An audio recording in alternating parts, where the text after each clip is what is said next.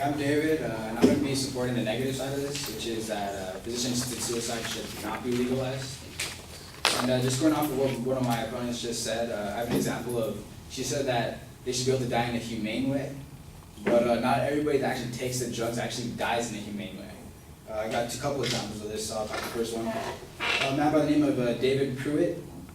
He lived in Oregon, so he was able to, apply for the prescriptions.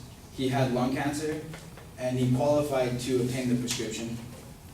And when he felt it was time, he took the entire amount.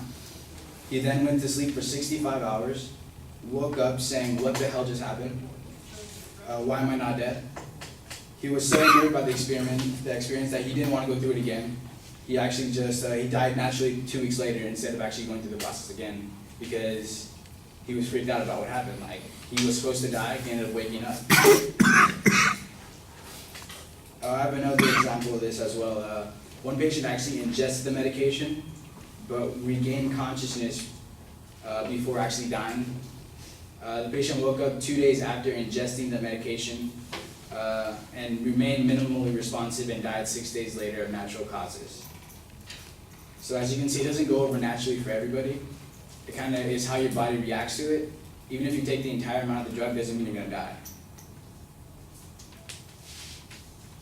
Going off of our major claim that physician-assisted suicide has loopholes in it, I got a story about a woman by the name of Barbara Huak. She's 71 years old.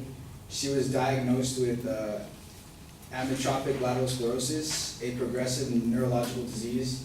Almost immediately, she called Peter Ramson. He was not a neurologist, but an oncologist, and was a supporter of the physician-assisted suicide, requesting a lethal prescription.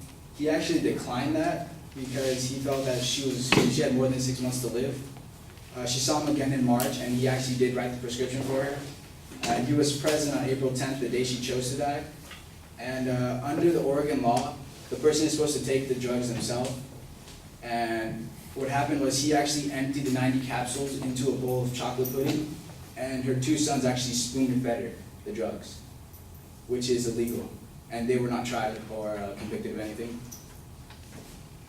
I got another example by a woman by the name of, they just put her as Miss S. This is a woman who struggled with malignant lymphoma for 3 years. In spite of the best efforts of her several physicians, it spread from her lymph nodes to her bones, brains, and spinal cord. She had vigorous chemotherapy and radiation therapy. She had considerable pain, but was kept under adequate control of medication.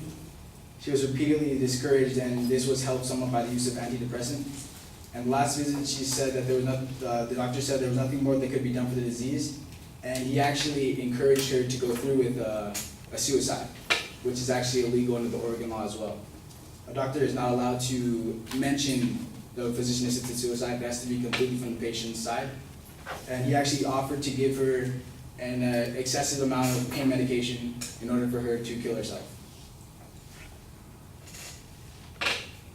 There's also that the patients aren't pressured into suicide mainly because of just their underlying illnesses. They're also pressured into it because of other outside sources, mainly family members. They feel like they're being a burden and that they're a financial expense for the family members that can't afford it. So they're more inclined to actually go through with a physician-assisted suicide based on that and not even underlying illnesses, which is kind of wrong. And going off of what my other opponent said, that it will actually save money. If I got a quote straight from a doctor by the name of Dick Sobse. If assisted suicide was limited to cases where there was no signs of clinical depression, no potential conflict of interest, and a fully competent person made a decision for his or herself, which means they're able to understand what they're applying for. There is no outside sources, meaning family members aren't pressuring them so they can get their money or whatever is left over afterwards. And after all that is ruled out, there's actually only less than 1% of people that are left to actually apply for the physician-assisted suicide.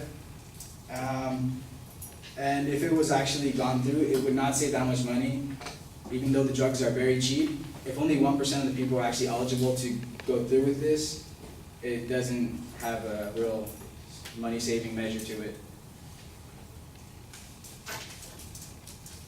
And yeah, that's all I got. Thank you.